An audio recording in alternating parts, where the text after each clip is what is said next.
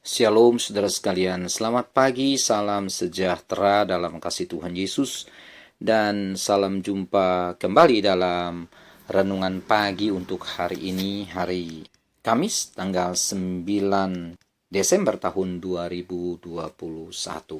Mari kita buka Alkitab kita lanjutkan lagi pembahasan kita mengenai seputar Natal yang terambil dalam Injil Matius pasal 1, ayat 18 sampai 25. Hari ini kita masih membahas ayat 18. Matius 1 ayat 18 yang begini bunyi firman Tuhan. Kelahiran Yesus Kristus adalah seperti berikut. Pada waktu Maria ibunya bertunangan dengan Yusuf, ternyata ia mengandung dari Roh Kudus sebelum mereka hidup sebagai suami istri. Mari kita berdoa sebelum firman Tuhan ini dibahas. Bapa Surgawi, di dalam nama Yesus, kami rindu firman-Mu Tuhan. Berikanlah firman-Mu itu kepada kami untuk memimpin kami hidup di dalam kebenaran Tuhan.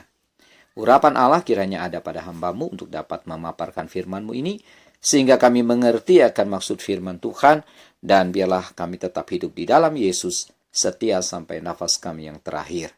Di dalam nama Yesus kami telah berdoa. Amin. Saudara-saudara, kita membaca di sini bagaimana Maria bisa mengandung bayi Yesus bukan karena hasil hubungan dengan Yusuf yang pada waktu itu berstatus sebagai tunangan Maria, tetapi hasil dari lawatan Roh Kudus.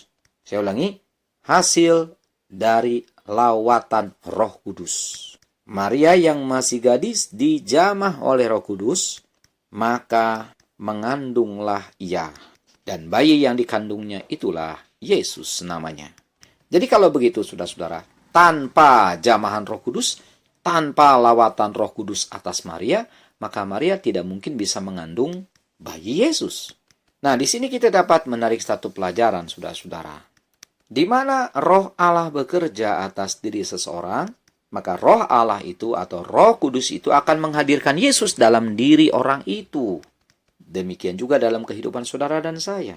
Kalau Roh Kudus menjamah kita, saudara-saudara, kalau Roh Kudus memenuhkan kita, maka di dalam kita hadirlah Yesus. Kita pun akan mengandung dalam tanda kutip Yesus dalam diri kita. Jadi, yang menghadirkan Yesus dalam hidup kita adalah Roh Kudus. Kita boleh saja dan bahkan harus berbuat baik. Kita tidak boleh berbuat jahat, saudara-saudara. Setiap hari kita harus melakukan apa yang tidak melawan hukum. Pokoknya kita harus berbuat baik. Tetapi saudara, perbuatan baik kita itu tidak akan bisa menghadirkan Yesus dalam hidup kita. Perbuatan baik kita tak mampu menghadirkan Yesus dalam hidup ini. Dengan kalimat lain, perbuatan-perbuatan baik manusia sehebat apapun tak cukup mampu untuk menghadirkan Yesus dalam dirinya. Tak membuat Yesus tertarik untuk hadir dalam diri orang itu, saudara-saudara. Itu sebabnya banyak orang baik di dunia ini, saudara-saudara. Tapi mereka justru tidak percaya kepada Yesus. Mereka menolak Yesus. Bahkan ada yang membenci Yesus sampai menghujat Yesus. Rasanya mereka alergi terhadap nama Yesus. Nah, itu membuktikan, saudara, perbuatan-perbuatan baik manusia tidak bisa menghadirkan Yesus dalam diri seorang manusia. Termasuk dalam diri saya dan saudara. Tapi kalau sekarang, saudara-saudara, di dalam diri kita ada Yesus. Kita menjadi orang yang percaya kepada Yesus. Orang yang mengasihi Yesus. Orang yang mencintai Yesus. Kita menjadi orang yang setia kepada Yesus. Itu bukan karena perbuatan baik kita, saudara. Tidak sama sekali. Tapi itu hasil lawatan Roh Kudus dalam hidup kita. Roh Kuduslah yang membuat saudara dan saya percaya kepada Yesus. Roh Kuduslah yang membuat di dalam kita lahirlah Yesus. Roh Kuduslah yang menghadirkan Yesus dalam hidup ini. Sehingga kita menjadi orang-orang yang mengandung dalam tanda kutip Yesus Kristus. Nah, inilah saudara-saudara yang terpenting dalam hidup kekristenan kita. Bukan beragama Kristen yang penting bagi kita. Bukan lambang-lambang atau atribut-atribut kekristenan yang kita pakai di tubuh ini yang penting. Untuk apa kita memakai kalung salib, gelang salib, anting salib? Atau di rumah kita ada salib yang ditempel di dinding.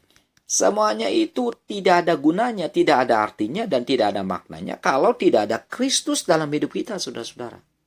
Bahkan segala perbuatan baik kita pun itu tidak ada nilainya sama sekali di hadapan Allah kalau di dalam diri kita tidak ada Kristus Yesus. Jadi saudara, yang membuat hidup kita berarti itu adalah Yesus. Pelayanan kita, perbuatan-perbuatan baik kita akan menjadi berarti di hadapan Allah. Akan ada nilainya di hadapan Allah kalau di dalam kita ada Yesus Kristus. Pengorbanan-pengorbanan kita, kegiatan-kegiatan kita untuk kemanusiaan sekalipun, saudara-saudara, tak akan ada artinya kalau di dalam kita ada, maksud saya, kalau di dalam kita tidak ada Yesus. Tapi kalau ada Yesus di dalam kita, saudara-saudara, maka pelayanan kita tidak sia-sia. Perbuatan baik kita tidak sia-sia. Pengorbanan kita tidak sia-sia. Kegiatan kita untuk Tuhan tidak sia-sia. Ibadah kita tidak sia-sia. Nah, itu sebabnya, saudara-saudara, kita bersyukur. Roh Kudus telah melawat kita. Roh Kudus telah hadir dalam hidup ini. Dan karena Roh Kudus yang melawat kita, maka Roh Kudus itu menghadirkan Yesus dalam diri kita. Begitu Yesus ada dalam diri kita, Yesus lahir dalam hidup kita, Yesus menguasai hidup kita, itu yang membuat hidup kita berarti di hadapan Allah. Dan itu pula yang membuat kita berkenan di hadapan Allah, saudara sekalian. Jadi tanpa Yesus, semuanya sia-sia. Tak ada artinya. Bahkan saya berani katakan, saudara-saudara, kalau hidup ini tidak bersama Yesus, lebih baik kita tidak usah lahir dalam dunia ini, saudara sekalian. Karena ujung-ujungnya kita pasti binasa. Kata binasa itu artinya masuk neraka. Nah itu, saudara-saudara, mari kita berterima kasih dan bersyukur karena kasih Allah yang besar. Dan karena Roh Kudus yang telah melawat kita, maka hidup ini menjadi begitu indah dan sangat berarti. Karena Roh Kudus menghadirkan Yesus dalam hidup ini. Puji Tuhan. Lalu, kalau Yesus sudah ada di dalam diri kita, saudara sekalian, pertahankan baik-baik. Teruslah hidup bersama Yesus. Dan biarkan serta relakan hidup kita dikuasai oleh Tuhan Yesus Kristus. Rasul Paulus berkata dalam Galatia 2 ayat 20, hidupku bukannya aku lagi, tapi Kristus yang hidup di dalam aku. Sekali lagi, Paulus berkata, hidupku bukannya aku lagi, tetapi Kristus yang hidup di dalam aku. Jadi artinya hidupnya Paulus itu dihidupi Yesus Kristus. Itu yang membuat hidup Paulus itu berarti dan berkenan kepada Allah. Saudara dan saya juga sama. Hidup ini harus dihidupi oleh Yesus Kristus. Bukan dihidupi oleh hawa nafsu. Bukan dihidupi oleh daging yang sifatnya bertentangan dengan Roh Kudus. Bukan pula hidup ini dihidupi oleh dunia ini. Apalagi saudara-saudara, hidup dikuasai atau dihidupi iblis. Jangan sama sekali. Jangan sampai terjadi itu dalam hidup ini. Hanya sayangnya saudara-saudara, banyak orang di dunia ini bukannya dihidupi Yesus hidupnya, tapi dihidupi oleh hawa nafsunya sendiri, dihidupi oleh keduniawian, dan bahkan dihidupi oleh iblis atau setan. Karena itu jangan kaget saudara-saudara, banyak orang dalam dunia ini semakin hari semakin jahat. Bahkan tidak sedikit orang yang beragama sekalipun hidupnya justru sangat jahat. Mengapa? Dia cuma beragama, tapi di dalam dirinya tidak ada Yesus. Untuk apa beragama Kristen? Kalau tidak ada Yesus. Agama Kristen tidak menyelamatkan, saudara-saudara. Ingat itu. Yang menyelamatkan itu adalah pribadi Yesus Kristus. Dan orang yang di dalamnya ada Yesus, orang yang hidupnya dihidupi Yesus, itu pasti dia akan mendapatkan hidup kekal di surga selama-lamanya. Nah, pastikan, saudara sekalian, di dalam kita dihidupi oleh Yesus Kristus. Dan mari kita berdoa supaya Roh Kudus bukan hanya melawat kita yang menghadirkan Yesus, tapi juga kita berdoa untuk orang lain supaya Roh Kudus melawat mereka, menggerakkan hati mereka, sehingga Roh Kudus menghadirkan Yesus dalam diri mereka. Dan kalau mereka hidupnya dihadiri Yesus, dikuasai Kristus Yesus, maka hidup mereka pasti berarti. Dan hidup mereka pasti memuliakan Tuhan. Hidup mereka menjadi indah dan berkenan kepada Allah. Nah, inilah saudara-saudara makna Natal sesungguhnya. Kristus Yesus hendaknya bukan hanya lahir di Bethlehem, bukan hanya hadir di dunia ini 2000 tahun yang lalu, tetapi juga biarlah Yesus hadir dalam hidup ini. Bahkan Yesus menguasai hidup kita sekarang sampai selamanya. Sehingga kita hidup bukan kita lagi, tetapi Yesus yang menghidupi kita.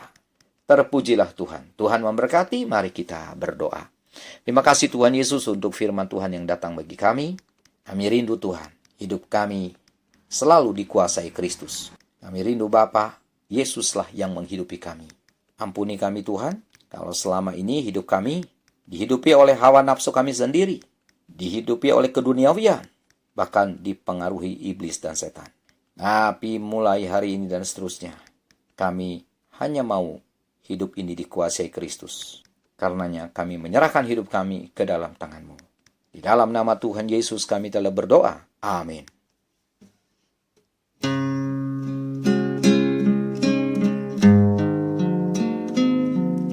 Kau tahu hatiku, Tuhan. Kau tahu rinduku, Tuhan. Kau tahu harapku, Kau tahu mimpiku di tangan-Mu, Tuhan. Dalam segenap jalanku, dalam setiap langkahku, hanya Kau Tuhan yang Kau andalkan menghadapi semua. Yesus, Kau anugerah terindah dalam hidupku. Kau sungguh berarti di setiap jalanku. Anugerah-Mu selalu mempesonaku. Yesus, Kau terbaik. Yesus, Kau termanis di dalam hidupku. Yesus, Kau anugerah terindah dalam hidupku. Kau sungguh berarti di setiap jalanku. Anugerah-Mu selalu mempesonaku. Yesus, Kau terbaik. Yesus, Kau termanis di dalam hidupku. Yesus, Kau terbaik. Yesus, Kau termanis di dalam hidupku.